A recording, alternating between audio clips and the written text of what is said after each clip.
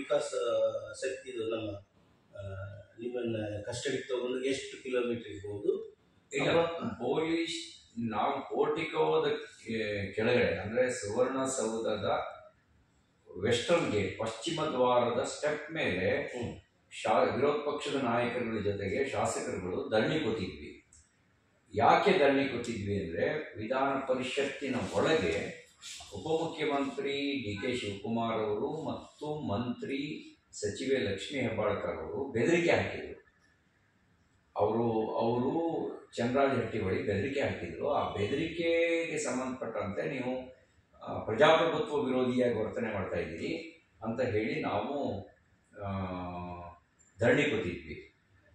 ಧರಣಿ ಕೂತ ಸಂದರ್ಭದಲ್ಲಿ ಹತ್ತತ್ರ 6:45 ಆಸ್ಪಾಸ್ ಇರ್ಬೋದು, ಅಂದರೆ ಒಂದು 6:15 6:45 ಆಸ್ಪಾಸಿಗೆ ಅನಾಮತ್ತಾಗಿ ಪೊಲೀಸರು ಅಲ್ಲಿಂದ ನನ್ನ ಎತ್ತಿ ಪೊಲೀಸ್ ವ್ಯಾನ್ಗೆ ತುಂಬಿದರು. ನನ್ನನ್ನು ಐಸೋಲೇಟ್ ಮಾಡಿದ್ರು. ಉಳಿದವ್ರನ್ನೆಲ್ಲರೂ ಬೇರೆ ಕಡೆಗೆ ಐಸೋಲೇಟ್ ಮಾಡಿದ್ರು. ನನಗೆ ಅವಾಗ ಗೊತ್ತಾಗಲಿಲ್ಲ. ನಾನು ಅಂದ್ಕೊಂಡೆ ಅವರು ನಮ್ಮ ವೆಹಿಕಲ್ ವ್ಯಾನಿಗೆ ತುಂಬೋದು. ಫಸ್ಟ್ ನಾನು ಎತ್ತಾಕೊಂಡು ಮೂವ್ ಮಾಡಿದ್ರು. ನನ್ನ ಜೊತೆಗೆ ಆ ಸಂದರ್ಭದಲ್ಲಿ ಸಂಕನೂರು ಅವರು ಒಬ್ಬರು ಒಳಗಡೆ ಸೇರ್ಕೊಂಡಿದ್ರು. ಅವ್ರು ಯಾರು ಅಂತೂ ಇವ್ರಿಗೆ ಗೊತ್ತಿರಲಿಲ್ಲ.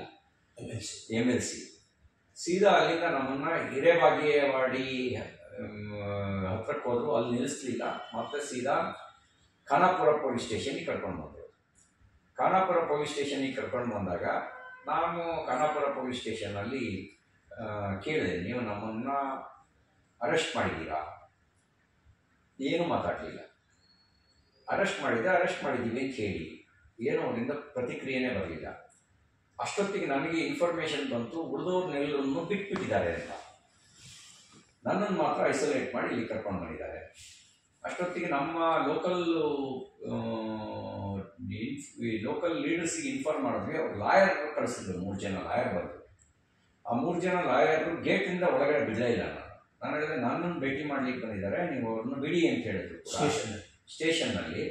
ಇಲ್ಲ, ನಮ್ಮ ಮೇಲಧಿಕಾರಿಗಳ ಪರ್ಮಿಷನ್ ಇಲ್ಲ ಅಂತ ಬಿಡಲಿಲ್ಲ. ಆ ಮೇಲಧಿಕಾರಿಗಳು ಅದೇ ಸಂದರ್ಭದಲ್ಲಿ ಯಡಾ Martin police commissioner Khanapur police ಸ್ಟೇಷನಲ್ಲಿ ಇದ್ದರು. ಇನ್ನೊಂದಷ್ಟು ಜನ ಸೀನಿಯರ್ ಆಫೀಸರ್ಸ್ ಇದ್ದರು. ನನಗೆ ಅವರ ವೈಯಕ್ತಿಕ ಹೆಸರುಗಳು ಪರಿಚಯ ಇಲ್ಲ. ಅವರು ಒಳಗಡೆ ಬಿಡಲಿಲ್ಲ. ಆಮೇಲೆ ನಾನು ವಿರೋಧ ಪಕ್ಷದ ನಾಯಕರಿಗೆ ಇನ್ಫಾರ್ಮ್ ಮಾಡಿದೆ, ನನ್ನನ್ನು ಹೀಗೆ ಖಾನಾಪುರ ಪೊಲೀಸ್ ಸ್ಟೇಷನಲ್ಲಿ ಇಟ್ಟಿದ್ದಾರೆ, ನೀವು ಬರಬೇಕು ಅಂಥೇಳಿ. ಅವರು ಇಬ್ಬರು ಬಂದರು. ಚಲವಾದಿ ನಾರಾಯಣ ಸ್ವಾಮಿ ಅವರು ಮತ್ತು ಆರ್ ಅಶೋಕ್ ಅವರು ಬಂದರು. ಅಲ್ಲಿಯ ಸ್ಥಳೀಯ MLA ಲೋಕಲ್ MLAನೂ ಕೂಡ ಬಂದರು. ಖಾನಾಪುರ MLAನೂ ಬಂದರು. ಅವರೆಲ್ಲ ಬಂದ ಮೇಲೆ ಅವರು ಮತ್ತೆ ಕೇಳಿದ್ರು, ನೀವು ಯಾಕೆ ಇಲ್ಲಿ ಕೂರಿಸ್ಕೊಂಡಿದ್ದೀರಿ? ನಮ್ಮನ್ನೆಲ್ಲ ಬಿಟ್ಟರು, ನೀವ್ರನ್ನ ಯಾಕೆ ಬಿಟ್ಟಿಲ್ಲ? ನೀವು ಏನಾದ್ರು ಕೇಸ್ ಬುಕ್ ಮಾಡಿದ್ದೀರಾ? ಅವರಿಗೂ ಕೂಡ ಅವರು ಸ್ಪಷ್ಟವಾದ ಉತ್ತರ ಕೊಡಲಿಲ್ಲ. ಆಮೇಲೆ ನಾನು ಹೇಳಿದೆ, ನಮ್ಮ ಲಾಯರ್ ಕಳೆದ 1.5 ಗಂಟೆಯಿಂದ ಗೇಟ್ ಹತ್ರ ಕಾಯ್ತಾ ಇದ್ದಾರೆ, ಅವ್ರನ್ನ ಒಳಗಡೆ ಬಿಟ್ಟಿಲ್ಲ ಅಂತ ಹೇಳಿದ ಮೇಲೆ ಅಶೋಕ್ ಅವ್ರು ನಾನು ಹೋಗಿ ಕರ್ಕೊಂಡು ಬರ್ತೀನಿ ಅಂತ ಹೋಗೋದ್ರಿಂದ ಕರ್ಕೊಂಡು ಬಂದ ನಂತರ ನಾನು ಅವ್ರಿಗೆ ಹೇಳಿದೆ, ನಾನು ಕಂಪ್ಲೇಂಟ್ ಕೊಡಬೇಕು ಅಂತ ಹೇಳಿ ಕಂಪ್ಲೇಂಟ್ನ ಬರೆಸಿ ಕಂಪ್ಲೇಂಟ್ನ ಕೊಟ್ಟೆ. ನನ್ನ ಮೇಲೆ 3 ಬಾರಿ ಹಲ್ಲೆಗೆ ಪ್ರಯತ್ನ ನಡೀತು. ಬೆದರಿಕೆ ಹಾಕಿದ್ರು. ಜೀವ ಬೆದರಿಕೆ ಹಾಕಿದವರು ಯಾರು ಅಂತ ದೂರು ಕೊಟ್ಟಾಗ ಹೇಳಿದ್ರೆ, ನಾನು ಕೊಟ್ಟ ಕಂಪ್ಲೇಂಟಿಗೆ ನೀವು 0 FIR ಬುಕ್ ಮಾಡಿ. ಅವ್ರು 0 FIR ಬುಕ್ ಮಾಡಲಿಲ್ಲ. ನನ್ನನ್ನು ಅಷ್ಟೊತ್ತಿಗೆ ಇನ್ಫಾರ್ಮೇಷನ್ ಸಿಕ್ತು. ಅಲ್ಲಿಂದ ನನ್ನನ್ನು ಮತ್ತೆ ಐಸೋಲೇಟ್ ಮಾಡುವಂಥ ಪ್ರಯತ್ನ ಮಾಡ್ತಿದ್ದಾರೆ ಅಂತೇಳಿ ನಾನು ಸ್ಟೇಷನ್ ಒಳಗೆ ಧರಣಿ ಕೊಟ್ಟೆ. ನನ್ನನ್ನು ಅರೆಸ್ಟ್ ಮಾಡಿದರೆ ಅರೆಸ್ಟ್ ತೋರಿಸಿ ಆನ್ ರೆಕಾರ್ಡ್ ಯಾವ ಕಾರಣಕ್ಕೆ ಅರೆಸ್ಟ್ ಮಾಡಿದ್ದೀರಿ, ಯಾವ FIR ಸರಿ, ಯಾವ ಸೆಕ್ಷನ್, ಯಾವ FIR ಯಾರು ದೂರು ಕೊಟ್ಟಿದ್ದಾರೆ, ಯಾವ ಸೆಕ್ಷನ್ ಮೇಲೆ ನನ್ನ ಅರೆಸ್ಟ್ ಮಾಡ್ತಾ ಇದ್ದೀರಿ ಕೊಡಿ ಅಂತ ನನಗೆ ಡೀಟೇಲ್ಸ್ ಕೊಡಿ, ಇಲ್ಲ ನನ್ನನ್ನು ಬಿಡಿ. ಎರಡರಲ್ಲಿ ಯಾವ್ದಾದ್ರು ಒಂದು ಮಾಡಿ ಅಂತ ಕೂತ್ಕೊಂಡೆ. ಎರಡೂ ಮಾಡದೆ ಅನಾಮತ್ತಾಗಿ ಎತ್ಕೊಂಡು ಸ್ಕಾರ್ಪಿಯೋ ಅನ್ಲಾಫುಲ್ ಆಗಿ ನನ್ನ ಸ್ಕಾರ್ಪಿಯೋಕ್ಕೆ ತುಂಬಿದ್ರು. ಆ ಸಮಯದಲ್ಲಿ ನನಗೆ ತಲೆಗೆ ಹೊಡೆತ ಬಿತ್ತು. ಯಾರು ಹೊಡೆದಿದ್ದು ಸರ್? ಪೊಲೀಸ್ ಕಸ್ಟಡಿಯಲ್ಲಿ ಇದ್ದವ್ರು. ನಾನು ದೇ ಆರ್ ರೆಸ್ಪಾನ್ಸಿಬಲ್. ಅವ್ರು ಯಾರು ಹೊಡೆದ್ರು ಅಂತ ನನಗೆ ಪರ್ಸ್ನಲಿ ಐಡೆಂಟಿಫೈ ಮಾಡೋಕ್ಕಾಗಿಲ್ಲ. ತಲೆಗೆ ಹೆಡ್ ಇಂಜುರಿಯಾಗಿ ಬ್ಲಡ್ ಬರ್ಲಿಕ್ಕೆ ಶುರುವಾಯಿತು. ಅಲ್ಲಿಂದ ನನ್ನ ಸ್ಕಾರ್ಪಿಯೋದಲ್ಲಿ ಎತ್ಕೊಂಡು ನಂದಗಡಕ್ಕೆ ಹೋದರು. ನಂದಗಡದಿಂದ ಕಿತ್ತೂರಿಗೆ ಹೋದರು. ನಾನು ಕುಡಿಯೋ ನೀರು ಕೇಳಿದೆ. ಕುಡಿಯೋ ನೀರನ್ನ ಅವ್ರ ಹತ್ರ ಗಾಡೀಲಿ ನೀರು ಇರಲಿಲ್ಲ.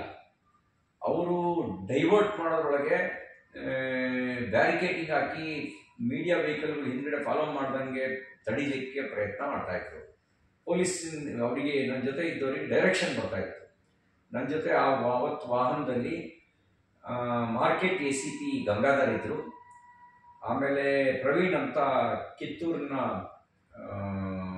CPIನ PSI ಗೊತ್ತಿಲ್ಲ ನನಗೆ, CPI ಆ PSI ಅವರಿದ್ದರು. ಇನ್ನೊಬ್ಬರು unknown person, I don't know, ಅವರಿದ್ದರು ಗಾಡಿ ಒಳಗಡೆ, ಸ್ಕಾರ್ಪಿಯೋ ಒಳಗಡೆ. ಮುಂದ್ಗಡೆ ಈ ಗಂಗಾಧರ್ ಕೂತಿದ್ರು, ಮಾರ್ಕೆಟ್ ACP. ಒಂದು ಕಡೆ ಪ್ರವೀಣ್, ಇನ್ನೊಂದು ಕಡೆ ಇನ್ನೊಬ್ಬ ಅನ್ನೋನ್ ಪರ್ಸನ್. ಅವ್ರು ಯಾರು ನನಗೆ ಪೊಲೀಸ್ ಡಿಪಾರ್ಟ್ಮೆಂಟ್ ಅವರು. ಕುಡಿಯೋ ನೀರು ಕೇಳಲಿಲ್ಲ, ನನಗೆ ವಾಮಿಟಿಂಗ್ ಚಾನ್ಸಸ್ ಬಂದು ವಾಮಿಟ್ ಆಯಿತು. ಆಮೇಲೆ ಊಟ ಇರಲಿಲ್ಲ, ಊಟ ಕೊಟ್ಟಿಲ್ಲ. ಅಲ್ಲಿಂದ ನನ್ನನ್ನು ಎಲ್ಲಿ ಕರ್ಕೊಂಡು ಹೋಗ್ತಾಯಿದ್ದೀನಿ ಅಂತ ಕೇಳಿದೆ. ಬೆಳಗಾವಿಗೆ ಅಂತ ಹೇಳಿದರು. ನಾನು ಅಂದ್ಕೊಂಡೆ ಜಡ್ಜಿಗೆ ಪ್ರೊಡ್ಯೂಸ್ ಮಾಡೋಕ್ಕೆ ಕರ್ಕೊಂಡು ಹೋಗ್ತೀರಾ, ಅರೆಸ್ಟ್ ಮಾಡಿದ್ದೀರಾ ಅಂತ ಕೇಳಿದೆ. ಮತ್ತೆ ಏನು ಉತ್ತರ ಇಲ್ಲ. ನೀವು ಹೇಳಿದೆ, ನೀವು ನನಗೆ ಕ್ಲಿಯರ್ ಮಾಡಿ, ನೀವು ನನಗೆ ಅರೆಸ್ಟ್ ಮಾಡಿದರೆ ನಾನು ಕೋಪ್ರೇಟ್ ಮಾಡ್ತೀನಿ. ಯಾಕೆಂದ್ರೆ ನಾನು 20 ವರ್ಷ MLA ಆಗಿ ಮಂತ್ರಿಯಾಗಿ ಕೆಲಸ ಮಾಡಿದ್ದೀನಿ, ನಾನು ಕೋಪ್ರೇಟ್ ಮಾಡ್ತೀನಿ. ನೀವು ಅರೆಸ್ಟ್ ಮಾಡಿದರೆ ಹೇಳಿ. ಅವರು ನನಗೆ ಸ್ಪಷ್ಟ ಉತ್ತರ ಕೊಡಲಿಲ್ಲ. ಬೆಳಗಾವಿ ಅಂತ ಹೇಳಿದರು. ನಾನು ಹಾಗೆ ಸ್ವಲ್ಪ ಹಿಂಗೆ ಕಣ್ಣು ಮುಚ್ಚಿದ್ದೆ. ನೋಡ್ತಾ ಇದ್ದಂಗೆ ಧಾರವಾಡ ಹೈಕೋರ್ಟ್ ಕಾಣ್ತು. ನಾನು ಗಲಾಟೆ ಮಾಡಿದೆ.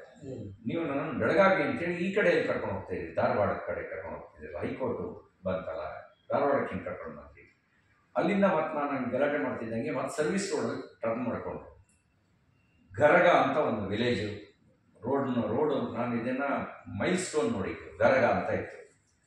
ಅಲ್ಲಿಂದ ನೆಕ್ಸ್ಟ್ ಸವದತ್ತಿಯಿಂದ ರಾಮದುರ್ಗದಲ್ಲಿ 108 ಆಂಬ್ಯುಲೆನ್ಸ್ನಿಂದ ಇಬ್ಬರು ನರ್ಸಿಂಗ್ ಸ್ಟಾಫ್ನ ಕರೆಸಿ ಅಲ್ಲಿ ಫಸ್ಟ್ ಏಡ್ ಮಾಡಿಸಿದ್ರು. ಹತ್ತತ್ರ ಅಲ್ಲಿಗೆ ಹೋಗಬೇಕಾದ್ರೆ ಜಿಗ್ಜಾಗ್ ಒಳಗಡೆ ಎಲ್ಲ ಸೇರಿಸಿ 2:45 ಗಂಟೆಗೆ ನಾವು ಅಲ್ಲಿಗೆ ಹೋಗಿದ್ದೀವಿ. ಇದು ಇನ್ಸಿಡೆಂಟ್ ಆಗಿರೋದು 11:30 ಟೈಮಿಗೆ ಖಾನಾಪುರದಿಂದ ಎತ್ಕೊಂಡು ಹೋಗಿರೋದು. ನನಗೆ ಫಸ್ಟ್ ಏಡ್ ಆಗಿದ್ದು 2:45-3 ಗಂಟೆಗೆ ರಾಮದುರ್ಗದಲ್ಲಿ ಫಸ್ಟ್ ಏಡ್ ಆಯಿತು.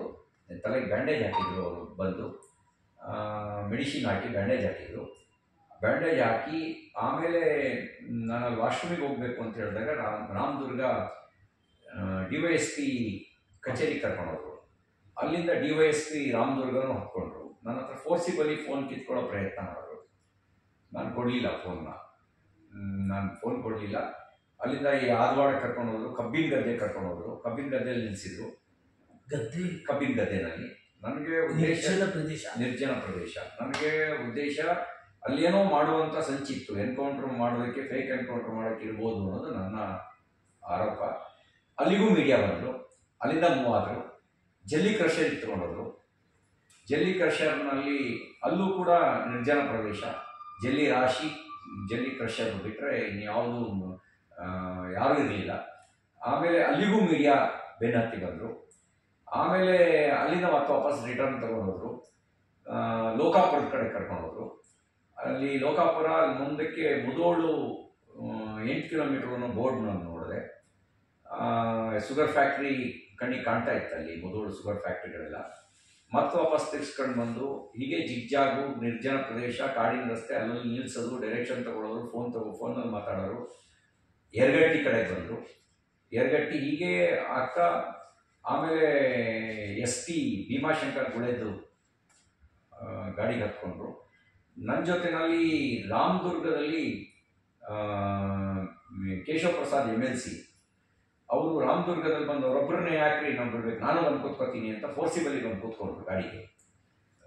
ಜೊತೆಗಿದ್ರ ಇಲ್ಲ. ಆಮೇಲೆ SP ಅವ್ರನ್ನ ಒಂದು ಬ್ಲಾಕ್ ಮಾಡಿ ಎಲ್ಲ ವೆಹಿಕಲ್ಗಳನ್ನು ಐಸೋಲೇಟ್ ಮಾಡಿದ ಮೇಲೆ ಇವ್ರನ್ನ ಕೇಶವ ಪ್ರಸಾದನ್ನ ಅಟರ್ಲಿ ಎಳೆದು ಹಾಕಿದ್ರು ಗಾಡಿಯಿಂದ, ನಮ್ಮಿಂದ ದೂರ ಮಾಡಿ ನಾನು ಒಬ್ಬರನ್ನೇ ಕರ್ಕೊಂಡ್ರು. ಮುಂದೆ SP ಭೀಮಾಶಂಕರ್ ಗುಳೆದ್ ಬಂದು ಗಾಡಿ ಕೂತ್ಕೊಂಡ್ರು. ಅವರು ಮೀಡಿಯಾ ಎಲ್ಲವನ್ನು ಅವಾಯ್ಡ್ ಮಾಡ್ತಾ ಇದ್ರು, ಬ್ಲಾಕ್ ಮಾಡ್ತಾ ಇದ್ರು.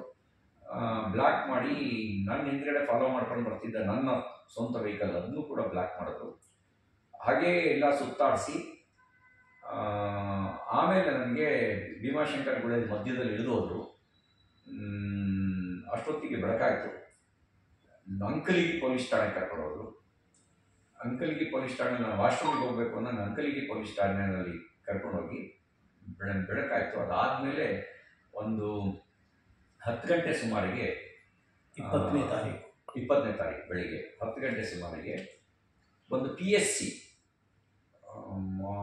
ಮುತಗಿ, ಬಹುಶಃ ಮುತಗ PSC. ಆ PSCನಲ್ಲಿ ಕರ್ಕೊಂಡೋಗಿ ಅಲ್ಲಿ ಮೆಡಿಕಲ್ ಮಾಡಿಸಿದ್ರು.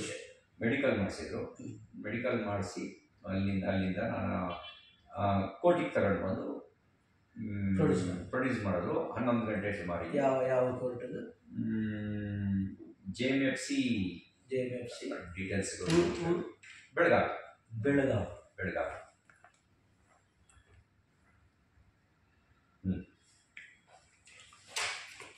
ಸೊ ಬೆಳಗಾವಿಯಿಂದ ಸುತ್ತಾಡ್ಕೊಂಡು ಒಟ್ಟು ಎಷ್ಟು ಕಿಲೋಮೀಟರ್ ಇದಾವೆ ಸರ್? 400ಕ್ಕೂ ಹೆಚ್ಚು ಕಿಲೋಮೀಟ್ರು. ನಾನು ಅಂದಾಜು 450 ಕಿಲೋಮೀಟರ್ ಇರ್ಬೋದು.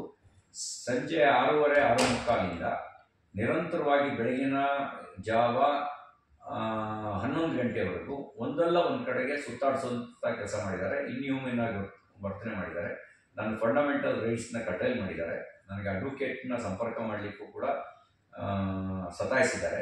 ನನ್ನನ್ನು ನನಗೆ ಯಾವುದೇ ನೋಟಿಸ್ ಕೊಟ್ಟಿಲ್ಲ. ಯಾವ ಕೇಸಿಗೆ ನನ್ನ ಅರೆಸ್ಟ್ ಮಾಡ್ತಿದ್ದೀನಿ ಅಂತ ಹೇಳಿಲ್ಲ. ಮತ್ತು ಮೆಂಟಲಿ ಆ್ಯಂಡ್ ಫಿಸಿಕಲಿ ಹರಾಸ್ ಮಾಡಿದ್ದಾರೆ. ಅದಷ್ಟೂ ನಾನು in front of JMFC court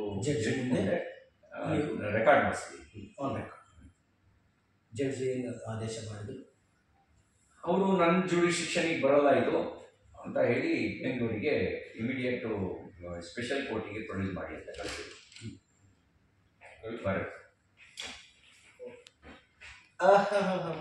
Ballari republic ಬಂದಿದ್ದಾರೆ.